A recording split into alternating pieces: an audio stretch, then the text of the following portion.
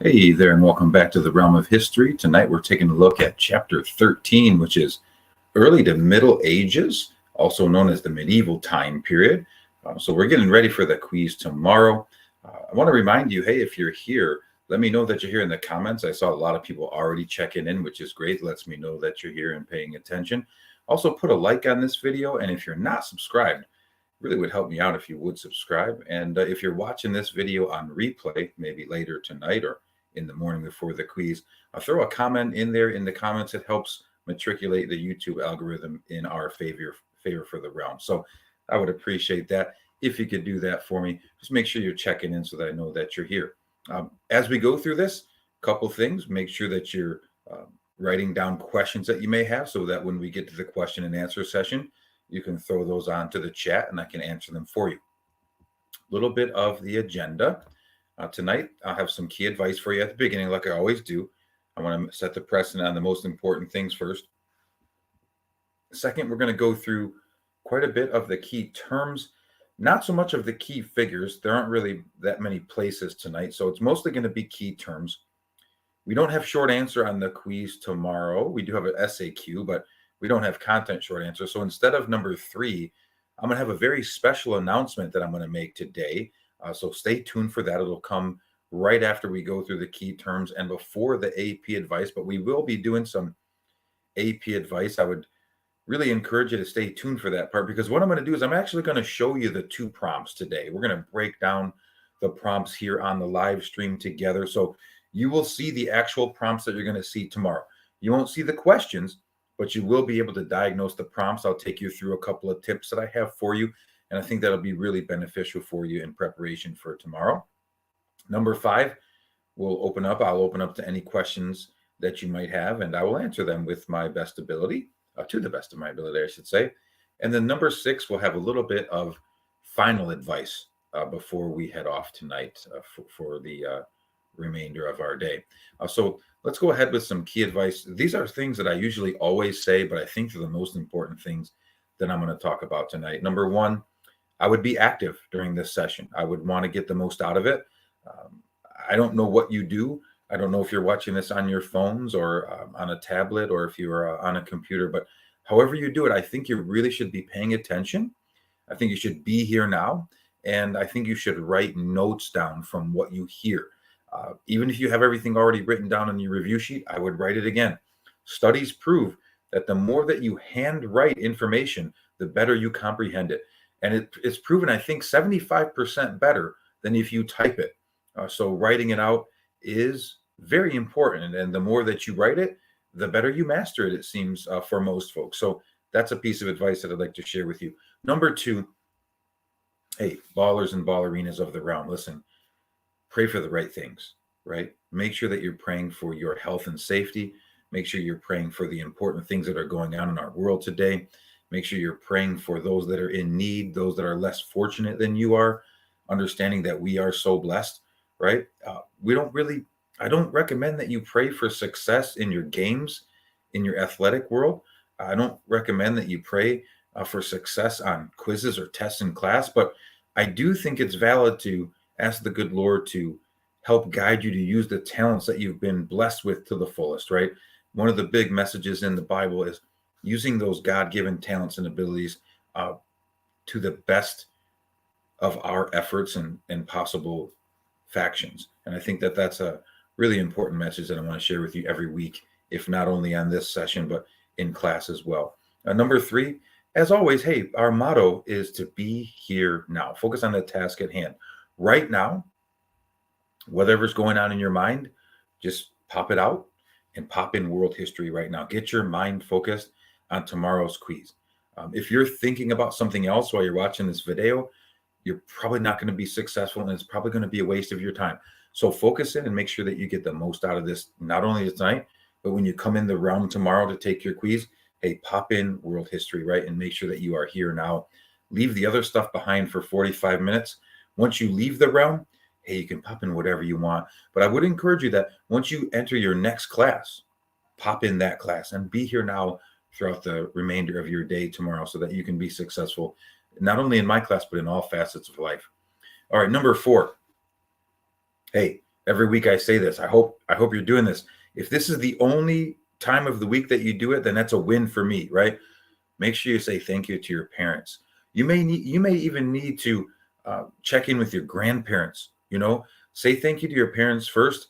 Express your gratitude to them for all the things that they do for you, understanding that you are so blessed to be able to be here, to be getting ready for a quiz tomorrow at St. Mary's Prep, where you have a beautiful campus, where you are safe, where you have small class sizes, where you pretty much have everything that you need. You are just so fortunate.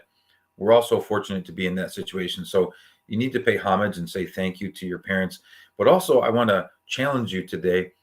Think about your grandparents too. How much are you calling them, right? Are you giving them a call once a week or maybe even once a day, letting them know that you love them? I guarantee you, if you call them, you're going to make their day. But even better, what I think would make a grandparent's day? Writing them a letter. How often do we actually sit down and handwrite a letter? Wow, your grandparents would really appreciate that. That might be something that you could do on the weekend. It will only take you 5 minutes.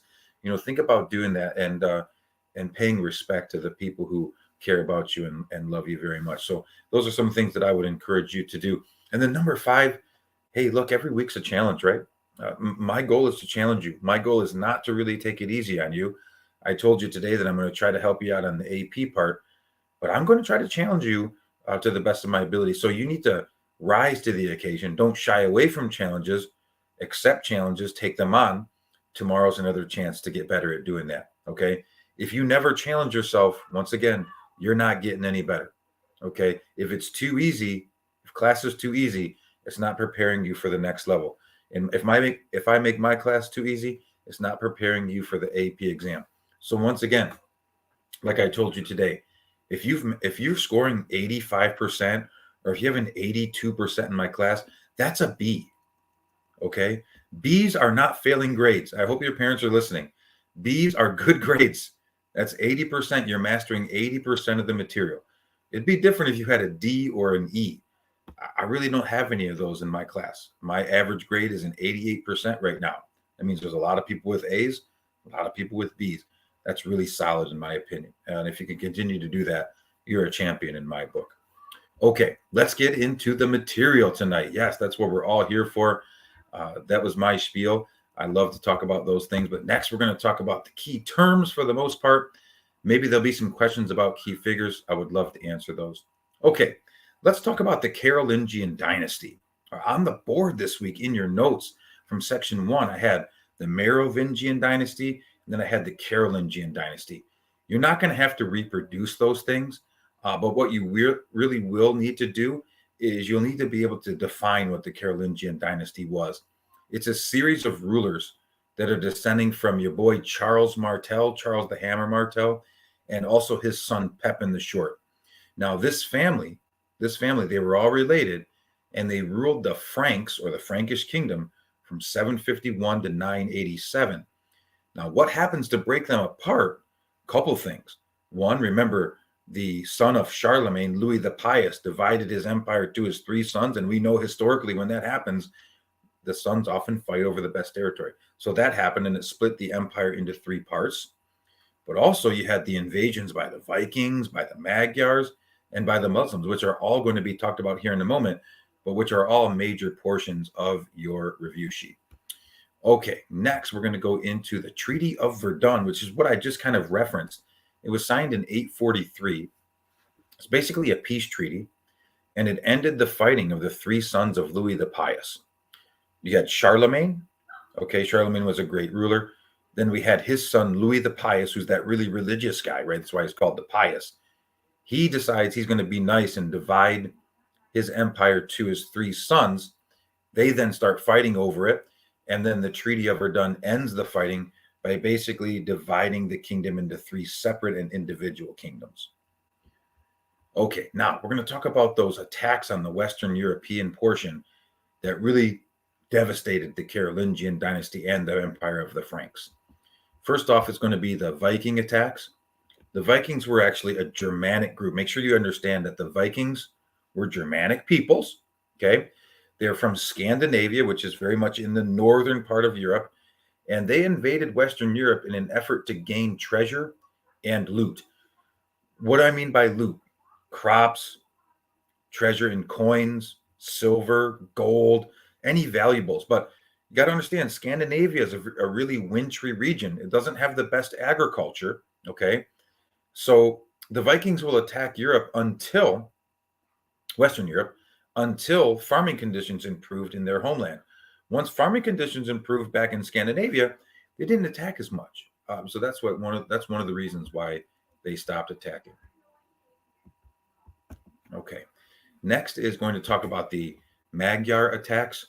The Magyar attacks are where basically the Magyars, well, they were nomadic horsemen from Hungary, modern day Hungary, and they invaded Western Europe in an effort to gain captives that they would then sell into slavery. To get a little bit more detailed on this, what they would do is they'd come into Western Europe, basically modern day France, a little bit of Spain. They would gain captives in battle, and then they would get out of there. They weren't looking to stay. They would take them to Italy. Italy is one of the major places where they would sell the slaves, and then they would go back to Hungary with the money that they had acquired from these sales. So that's really one of the big things you want to know about the Magyars. Okay, next we're going to go into Muslim attacks. The Muslims basically attacked Western Europe from North Africa and Spain.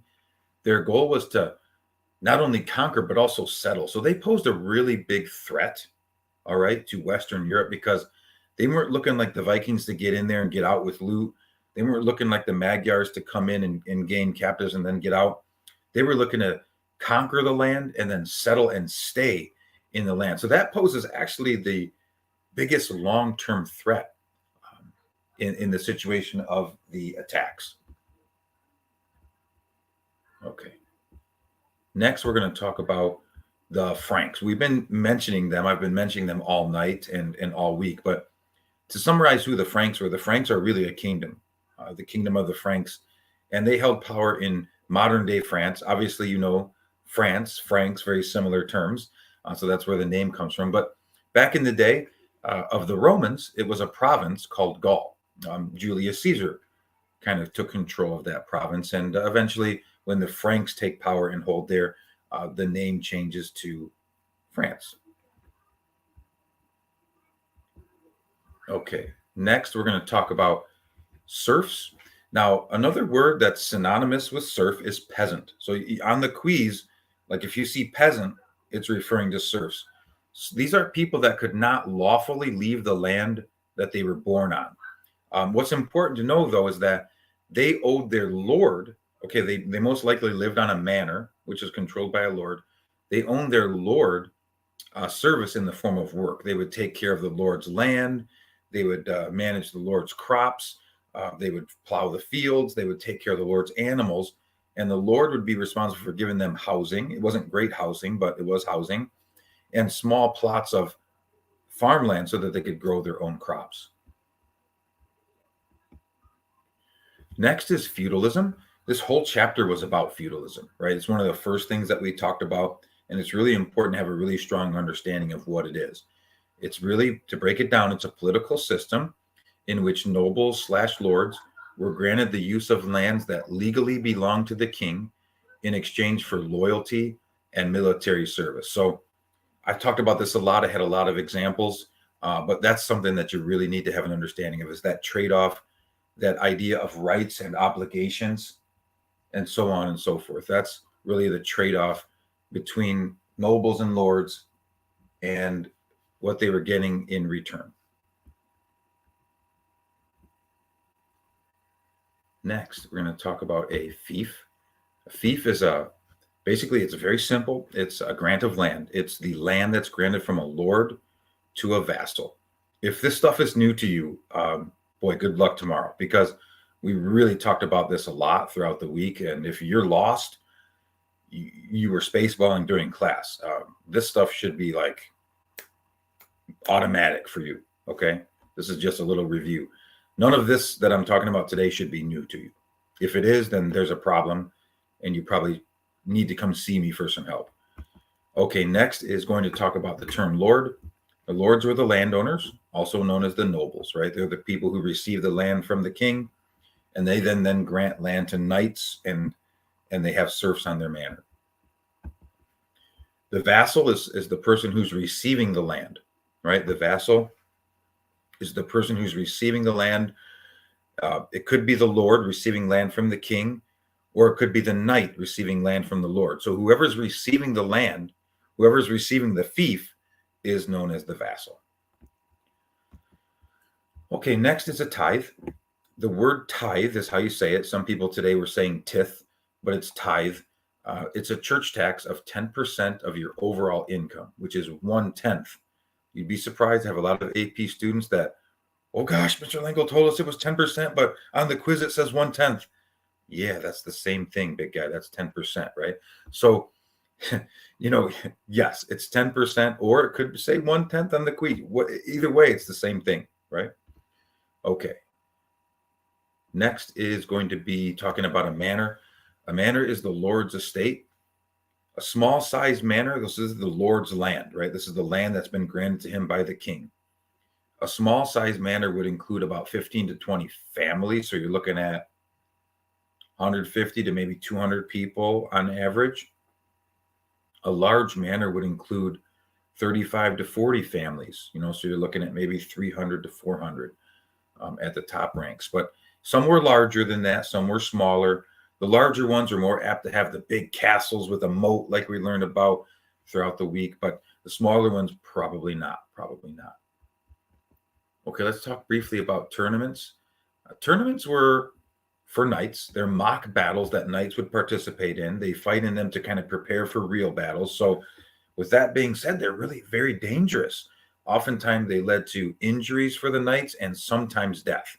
Sometimes death did occur mostly on the jousting. If you were paying attention to my intro, you saw the painting of two knights jousting against each other.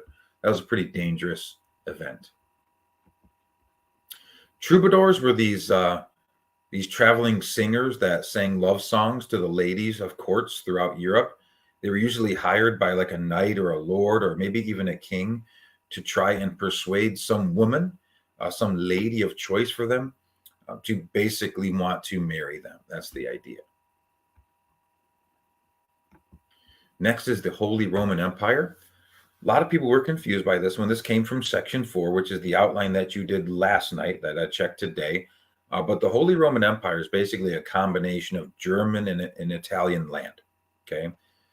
And it also had the element of control and cooperation of the Catholic Church. So you've got the empire, which was kind of Germany, Italy, combining with the influx of the Catholic Church. You've got the Holy Roman Empire. The first true Holy Roman Emperor was Charlemagne, but Otto the Great and Frederick Barbarossa were also mentioned as Holy Roman Emperors in the chapter. So those are some of the names that you may need to know. Next is canon law. We talked about it today in class. Canon law is church law. It regulates things like marriage and other religious practices. Next is lay investiture. We said this was a really important term to understand. Lay investiture is where nobles and kings were appointing bishops without the approval from the church. So technically the church, the Pope, should be appointing bishops, but nobles and kings were doing it, which led to a breakdown in the authority of the church. And also you got to understand that nobles and kings, they're not going to appoint like the bishops that were really worthy of the job. They're going to appoint their buddies who they think they can control, and they want to get something out of it. And so this was a problem in the church, which led to weakness and corruption. Wasn't really the church's fault, but it was a fault of the nobles and kings who were overstepping their powers and bounds. Next is chivalry. Chivalry is referring to a complex set of ideals in which a knight, especially, was expected to follow. We talked a lot about chivalry in class. We talked about what modern day chivalry was. We had some really good conversations this week about that. So I really enjoyed listening to what both the students in my male classes and my female classes had to say. They didn't say the same things. It was kind of an interesting experiment. The boys and the girls had different ideologies on what is chivalry and whether or not it is dead or whether or not it should still be practiced today. So it was really interesting for me to listen to my students. I really do listen to you. I learn a lot from you, actually. And so I appreciated your ability to be willing to discuss those topics this week. All right, next we've got kind of a dual term here, monastery and convent. These are basically religious communities built by the church in rural settings. There's a little bit more to the story. Obviously, monasteries are for monks. That's the male side of this thing. Convents would be for nuns, which is like the female equivalent of a monk, okay? But what went on at monasteries? Obviously, a lot of prayer and religious devotion, no doubt. But they also ran schools there where kids from the countryside would come and learn. They had libraries. And I did tell you that one of the big things that monks and nuns did was rewrite books. They rewrote a lot of books um, throughout their time each day, probably like 5 or 6 hours a day. They just copied books like word for word, letter by letter, with a feather tipped pen that you have to dip in ink every time. So if you make a mistake, you're really in trouble. But yeah, that's what they kind of did throughout their days. Okay, I've been going for about 22 minutes. I'm going to take a little bit of a break. We're going to pause for a quick station identification. I want to say thank you to one of my classes with a quick commercial break here coming your way. So just give me a moment. We'll pause for station identification. This commercial break is brought to you by the Leaf Gang. Yes, the Leaf Gang paid for this commercial to take place. Here we go.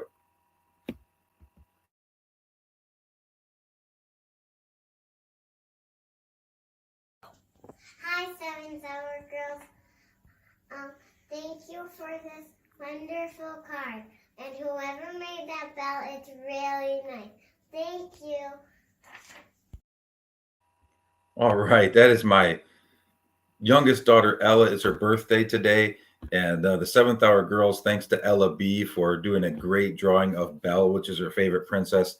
And they all signed the card. It was just really nice. And she was really very, very taken back by that. And she really enjoyed the card. And it was very nice. I want to say thank you and express my gratitude to you, 7th Hour ballerinas of the realm. Okay, with that being said, I do have a special announcement tonight. I want to share something with you. I posted a little preclusion to this, but we're about to embark on something I've never done. This is actually an idea from my 6th Hour boys class, that wild and crazy 6th Hour boys class. Let me tell you, today was a wild one. But this is going to be the first ever Realm merch shirt design competition. So what I'm going to do is I'm going to let my students of the Realm this year design the shirt. Every year I make a Realm shirt. That's like the memorabilia shirt. It's like the one design that I'm saying is for the year, this is our representation. So I've got a lot up there already, but I'm going to let you design one. Here are the rules to this competition. So let's talk about how it's going to work. It'll only take me a few minutes. Number one, any student can create a design for the competition. You can draw it on paper, you can color it. I'll take a picture of it. I can upload it that way. Or if you want to get really fancy, you can computerize it and digitize it, and that would make it easier to upload. Okay, so those are the two options there. Once we get the submissions, each class period will then vote on which design they believe is the best for their class. That design will then represent their class. There will be 6 winners. Okay, so each class will have a winner. Okay, the 6 of them, so 2nd hour, 3rd hour, 5th hour, 6th hour, 7th hour, and 8th hour, they'll be voted on by all members of the realm. So the top 6 will vote off by all members of the realm, and those realm members that win, there'll be one winner out of the 6. That one will be the official winning design, and that design will be placed on this year's 2023 official Realm merch memorabilia apparel. So it could be the whole line: t-shirts, long sleeve t-shirts, hoodies, crew neck sweatshirts. That's usually what I do. I also have mugs and other smaller accessories that we can put your design on. So that's the big competition. Now there's going to be 2 important stipulations to follow. You can see down below, it's scrolling. First of all, the design must include "Be Here Now." It has to say "Be Here Now," and also "Rep the Realm." And those things need to be in large text. So you got to have those 2 stipulations in. That's the only rule. Other than that, as long as it's appropriate, it has to be appropriate. Okay. You can't have anything inappropriate. I'll automatically veto it. But if it says "Be Here Now," and rep the realm. And I would say, your design should be something that resembles our class. What we talk about, what's our big focal point. Okay, now to add a little bit of an element, there will be a second competition, and the second competition will take place right away. So we're going to have a competition for the realm memorabilia, but we're also going to have a Christmas special. Okay, so realm Christmas special merch. This one's a little bit more open-ended. It just has to have a Christmas theme. Okay, it's got to have a Christmas theme. So we'll make a Christmas style shirt for those. There's a lot of students that I have that really love Christmas time. So we'll try to get that going, and you can have a special edition Christmas merch shirt going out there. All right. Thanks for paying attention to that. I know it took a couple minutes, but I think it might be something fun. It's something I like to have fun. We got some realm events on the horizon too.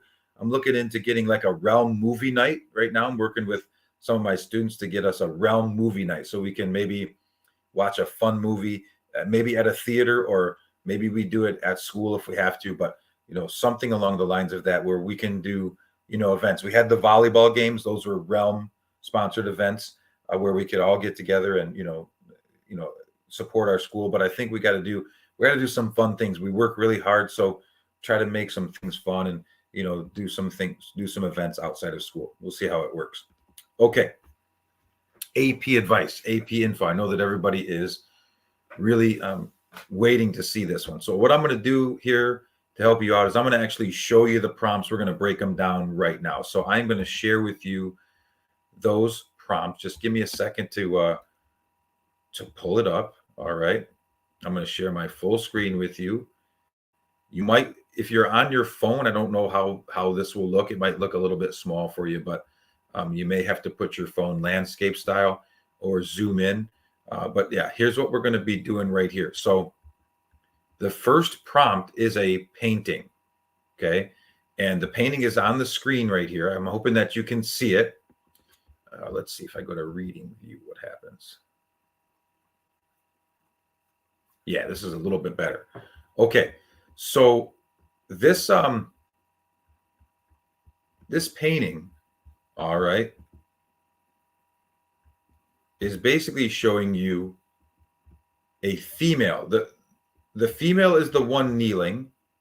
She has 7 male assistants. Those are the people in the background to the left. And she's kneeling down before the king. Okay, the king has the crown on. You can see the crown right there. The person seated on the throne. And that's a male. Okay, so let me read to you what this is. The lady who's kneeling is named Maria. She's the countess of a city called Bern. She's accompanied by 7 of her male courtiers. She is swearing homage to her overlord, King Alfonso II of Aragon. Aragon was a large region in Spain, ballers and ballerinas. So this illustration was from a manuscript produced by the Royal Court of Aragon around 1175. Okay, so let's talk about this. This is a resemblance of feudalism because what this woman is doing, she's like a noble, all right? Her husband probably passed away, and so she's inherited his land, and she is paying homage. She's basically swearing a pledge to defend the land to her king, Alfonso II. Okay. And so this is very popular. What you would do is you would come and you would bend the knee to the king. That's basically meaning you are swearing your allegiances to that king. You are showing that you are loyal to them. So this definitely represents feudalism because kings gave up their land to lords and nobles, whether they're male or female. And then those lords and nobles would be responsible for protecting the land. So when you come across questions tomorrow, you need to know that this is an example of feudalism. And I think it's important to also know that feudalism was a decentralized form of government, right? You have a king, but the king is dividing up his land to lords and nobles, which decentralizes the power. It spreads the power outward, okay? So that's important to note as well. And what does the king want from the lords? Well, they want protection. They want military service, okay? So it's all about military protection for the king from the lords. Who do the lords go to get that protection? They hire knights, right? So that was the whole idea of what we learned about throughout feudalism, and that is resembled by just this one picture here.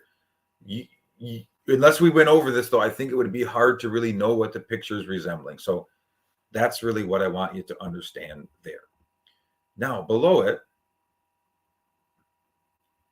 I have a prompt that's not related to the picture. It just kind of showed, I kind of had to like snapshot it out of the AP because I'm not really allowed to show you this stuff.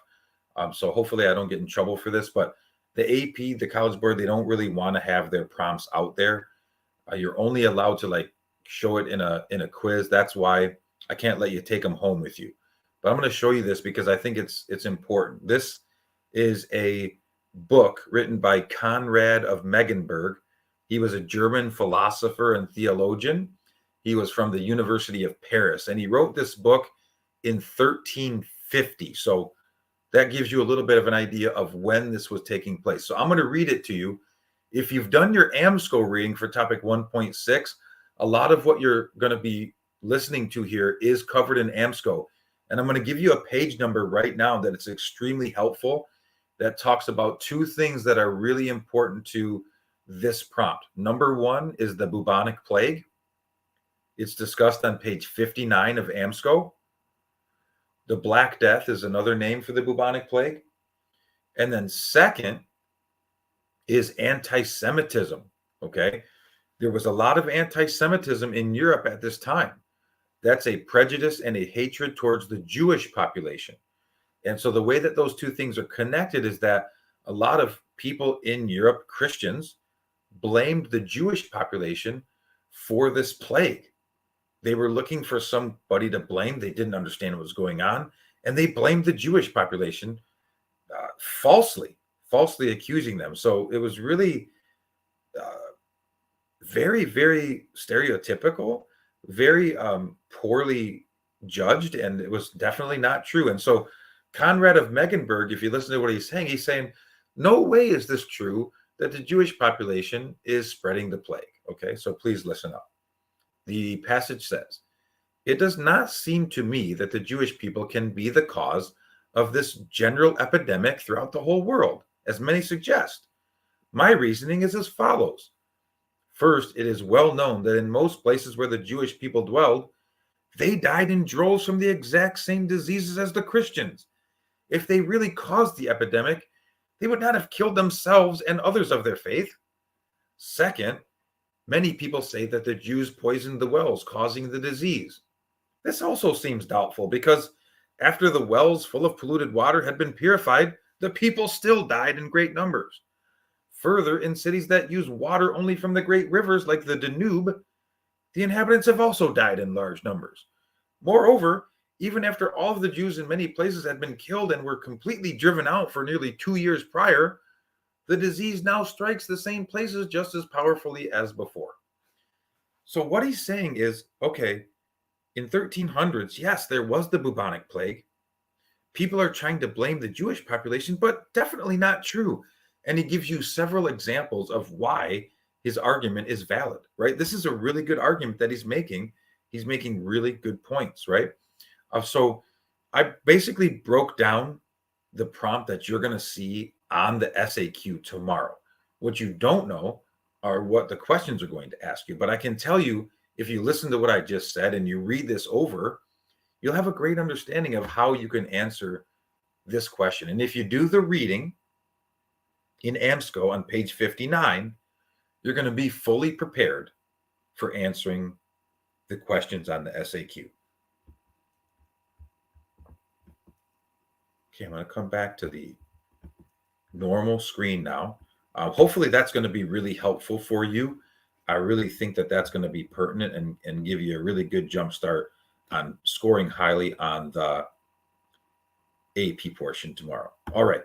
I'm going to get into the question and answer session now. We've been on for 35 minutes. Hopefully we'll spend about 10 minutes. Please keep your questions valid. I don't want questions about, shampoo that I use and stuff like that. I really want to get good questions, and it kind of muffles it if you throw questions that aren't pertinent in there. So try to keep it professional. Okay. That being said, I think tomorrow's quiz is a good opportunity for you to score well. I personally believe it's on the easier side on the content. And then I just gave you some really, really big clues on the AP. So I'm expecting some high scores. If you don't score well tomorrow, something's up. Okay. Something's up. I think tomorrow is a great opportunity for you to score well. I'm going to go now to the comments. Most of the early comments should be people telling me if they're here. So I see a lot of key ballers representing tonight, which I appreciate you. I definitely appreciate you being here. I hope it's going to be helpful for you on the quiz tomorrow. But at this time, I'd like to say, hey, start writing in some questions. All right, here's a question from one of our ballers. Here we go. Can you explain the significance of Pope Gregory the First? I'll talk about Gregory the First, okay? So Pope Gregory the First was a really powerful pope, and he's really one of the first ones, Nina, to embrace the secular role. He got himself involved in world politics, which was not something that a pope was generally known for doing at this time. So he kind of expanded the power and the influence of the papacy by getting involved in world politics, things like repairing roads, building armies, for example, using church revenue. That's really what we're talking about with embracing the secular or worldly ideologies. Henry IV got into a showdown with a pope at the time. I think it was Pope Stephen, but it doesn't really matter. Henry got involved in a spat with the Pope, and basically it was over lay investiture. He was excommunicated, and he went to the Pope's palace at Canossa and begged for forgiveness for 3 days. And then eventually he was reinstituted in the church. So that's the kind of story with Henry IV. All right.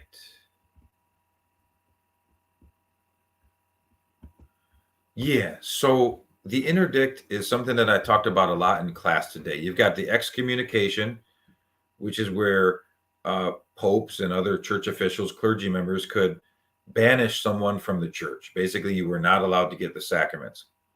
The interdict is something that was used by a pope against kings.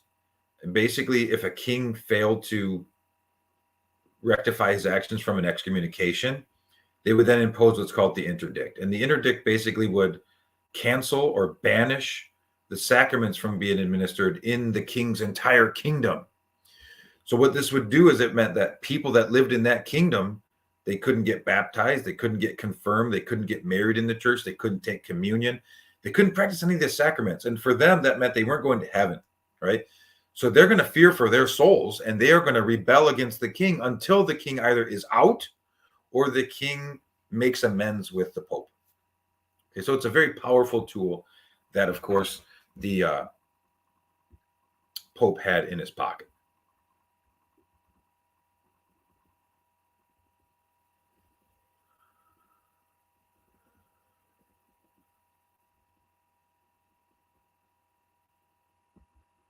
Yes, that's you. That's all you, Miriam. Christmas theme merch. I know you're all over that. So, and you're a very good artist. So put something in there. Realm Yoga.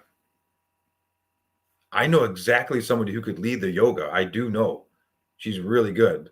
Nina, that's a great idea. We need to add that to our list of ideas. Thank you.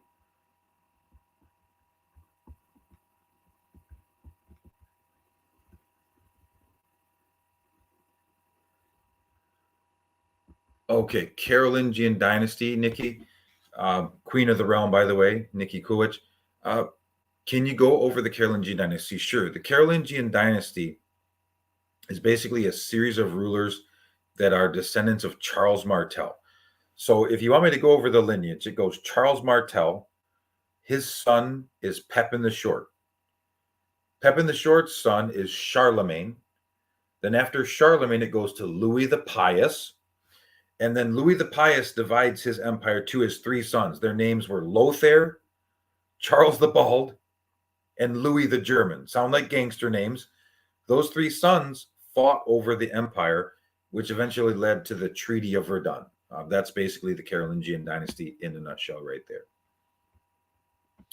Bryn, I was going over Henry IV. I was talking about him having that showdown with the Pope where he was excommunicated over lay investiture, and then he stayed outside the Pope's home for 3 days, begging for forgiveness.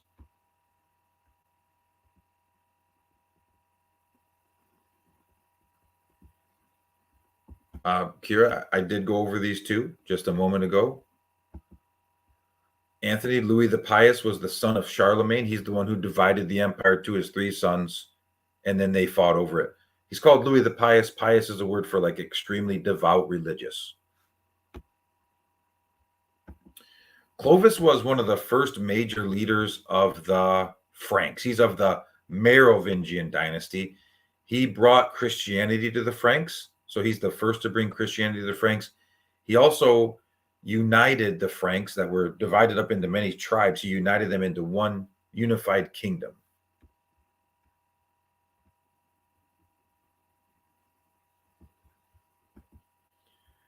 Well, I mean, I went over the painting prompt too for you about, what that painting was about. So I think I've done as much as I can possibly do there.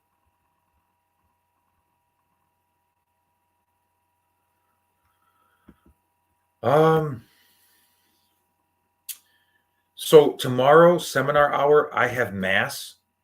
I would have to ask permission to get out of mass. I really like to go to mass because I do love to pray. So I have girls seminars. So I go to the girls mass on Wednesday to help and do my prayers. So I don't think I have enough time to make that move for tomorrow. In the future, if you guys really want me to miss mass because you have questions or something like that, try to tell me the day before so that I can ask Mrs. Campbell for permission, because I'm expected to be there. So I think I don't want to like not show up if I'm expected to be there. So I like to follow those rules. So I can't do that tomorrow, but maybe in the future we could work that out. Francis, Merovingian dynasty, not much, really, just that Clovis was kind of the first key leader of it. That's really all you would really need to know. I'll be honest with you, it's not going to be on the test.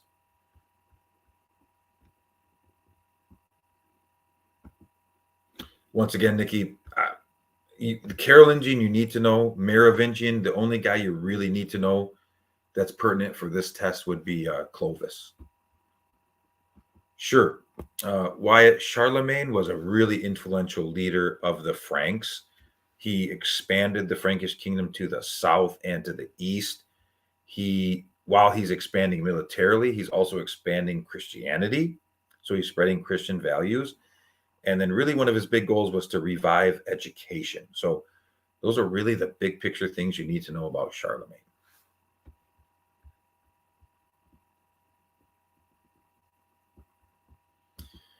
Cooper, really anybody could be excommunicated. People can still be excommunicated today. Love the 0.5 picture. But yeah, yes, excommunication was not only for political rulers. It could be anyone who is a member of the church. Pope Leo III actually crowned Charlemagne Holy Roman Emperor. Okay, that's the significance of Pope Leo III. He crowns Charlemagne Holy Roman Emperor, which signifies this combination of like political ruler with church power.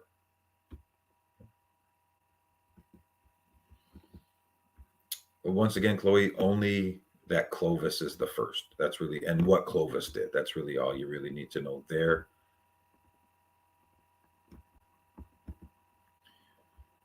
Roman says, are the two Benedicts both the same? And also, what is the importance of Benedict and Scholastica? Yeah, Benedict is on there twice. So you need to know what Benedict did on his own, but then you need to know that he was the brother of Scholastica. So that's why I put him on there that way twice. All right, what you need to know. Benedict was a monk, and he eventually became an abbot, which is somebody who runs monasteries. Okay, an abbot is like the priest that leads a monastery. And so he wrote books. All right. He wrote books that were all about how you should run a monastery. Like, what is the role of a monk? What's the role of an abbot?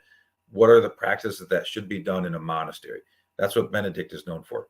His sister Scholastica, his twin sister, by the way, was a nun that eventually started to run convents, which is like the female equivalent of monasteries. And she also authored books on how to run convents. And so they became Saint Benedict and Saint Scholastica because of their efforts in monastery/convents. Oh, yes, Ella. Leif Erikson was a Viking explorer. Historians believe that Leif Erikson actually came to the Americas, North America to be exact, around 1000 AD, which would be about 500 years before Columbus. It would be like in the northeastern section of Canada, which is where we believe he may have explored. We don't have a whole lot of evidence. We do have some Viking artifacts that have been discovered on the coast of Nova Scotia area, which is very close to Greenland, and we know the Vikings were on Greenland. We just don't know when they came over. Like, did they come over in 1000? They date back to that date, but they could have been brought over later. We know that Christopher Columbus, for a fact, was in Cuba in 1492 and the Bahamas in 1492. So we know that for sure. So that's basically what you need to know about Leif Erikson, is that it's suspected that he discovered the Americas around 1000, but there's not a whole lot of evidence to prove that. Elena, just a few minutes ago, I did go over Benedict, so hopefully you were paying attention to that. I just also, Bryn, went over Pope Leo, so hopefully you heard that explanation. If you didn't, write it again in the questions, and I'll make sure that I go over that.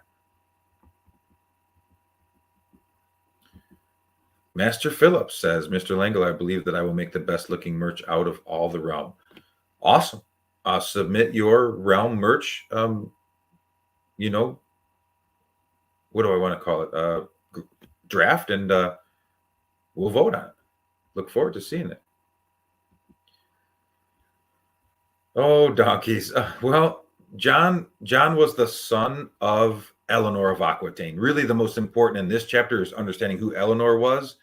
And then I gave her two sons, which were kings of England, Richard the Lion-Hearted, and then her other son, John the Soft Sword. So for this chapter, it's just knowing that he was Eleanor's son. Next chapter, we'll kind of talk about his weak points as a king, failing to ever defeat the French. But for this chapter, it's just kind of knowing that he was Eleanor of Aquitaine's son.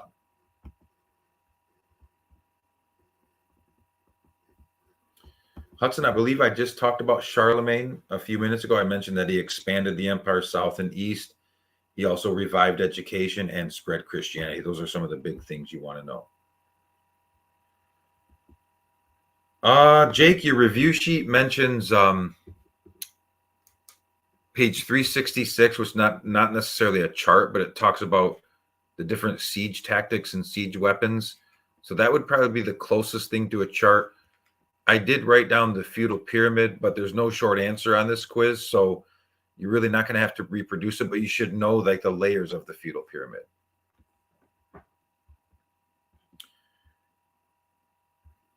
Malik Picture Wars, I like it. Yeah, sign of strength.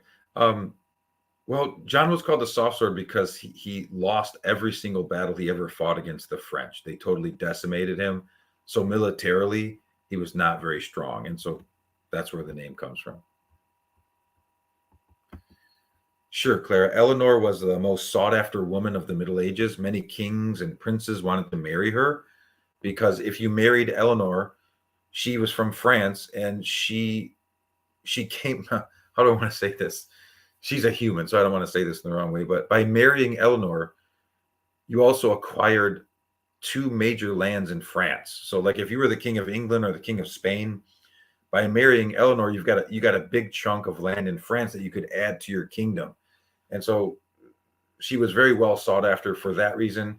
And she was also known to be very beautiful and very wealthy and very bright. So she was a very well sought after woman.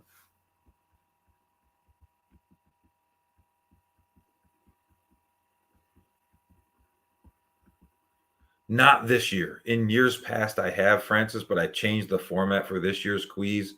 So you're not going to actually have to reproduce the feudal pyramid chart on the test. There will be questions, though, that do reference it. So don't totally abandon studying it. It's just that you're not going to have to, you're not going to really have to reproduce it.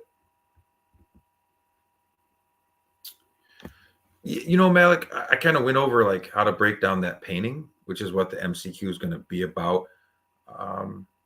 Understanding feudalism, I said that already. Eliminating the distractors, like when you look at the questions, like which two are obviously wrong, right? And then which one is the one that's close to being right, and you got to zero in on which answer is definitely right. You know, there's going to be two that are totally wrong, two that are like close, but only one of them is the real answer. So you need to really know your stuff to evaluate which one is correct. You know, Francis, I think I don't think it's about knowing like individual siege weapons and tactics, but it's about understanding the brutal nature of the warfare. I think that's really the most important ideology that you want to have there.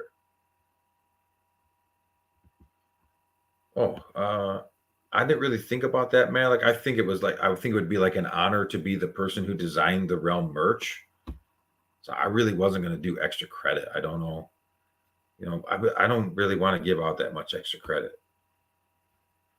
Yeah. Okay, I made it through all the questions.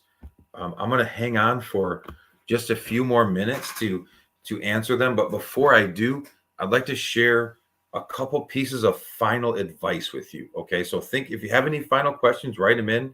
But for right now, what I'd like to share with you are a couple of points that I want you to take as you get ready for bed. Number one, maybe tonight before you go to sleep, or maybe in the morning, or maybe if you're a boy, you don't have mass tomorrow, so you could do this in seminar. Girls, unfortunately, they have mass. So you might want to read through your notes several times. Like, I really think this is the best practice. Read through your notes, look at the underlying terms, right? So I think that you really should focus in on that. If you haven't done so already, watch the Heimler videos, topic 1.6, topic 2.5, topic 2.6. I think those would really be very helpful for you to get ready. Watch the AP classroom videos for those topics as well. You might just see Conrad of Megenberg talked about in there, which is the prompt that I just went over with you. So that's a possibility. Those are really my final three big points of advice. Look like some questions popped up. What is this? Why am I the imposter? And where did you get that picture from? What the Sam donkeys? How are all these pictures of me popping up all over the place? I don't understand where those things are coming from. There's another one. How'd you get that picture, Malix? Me as Pitbull. Holy donkeys. I don't know. I don't know where these pictures come from, but it's pretty funny. Kira. Did Eleanor make herself pale like other women, or did she not need to because she was so wealthy? She definitely didn't need to rely on looks, Kira, because she had that land. But most women of this time did use the white powder, which was toxic. I don't think she was one that might have cut herself to look pale, but that was something that people did. But that white powder is something that most of these queens and wealthy women did do at the time. Queen Elizabeth did that. I'm not sure off the top of my hat if we can prove that she did, but I bet we could find in a primary source document the answer to the question.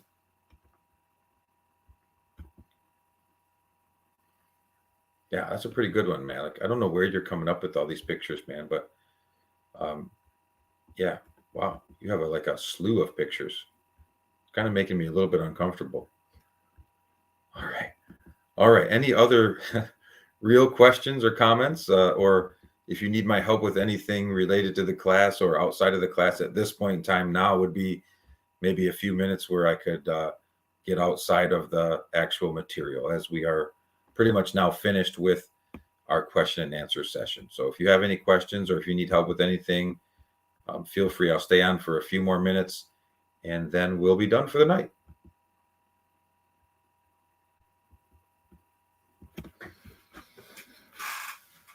I really appreciate all of you coming. I want to say a special thank you and express my gratitude to all of you. You're really, actually, you all are really, really nice kids, and I think that you should be reminded that I know that you work really hard, and I'm very impressed with you every day, and I hope that tomorrow you will come with a good attitude and really ready to ball out of control in this quiz. That's really what it's all about. So hopefully, I've done my due diligence to get you ready for it, and tonight was just kind of like the recap. Hopefully tonight was just a review for you that you could say, yes, I did know this, or oh, that explains a little bit more, and now I'm really ready to go. With that, I would say have a wonderful night, and hey, I just want to express my gratitude one last time. Make sure you say thank you to your parents, pray for the right things, and always be here now. Rep the realm. Okay. Have a wonderful night, ladies and gents, and we'll see you tomorrow.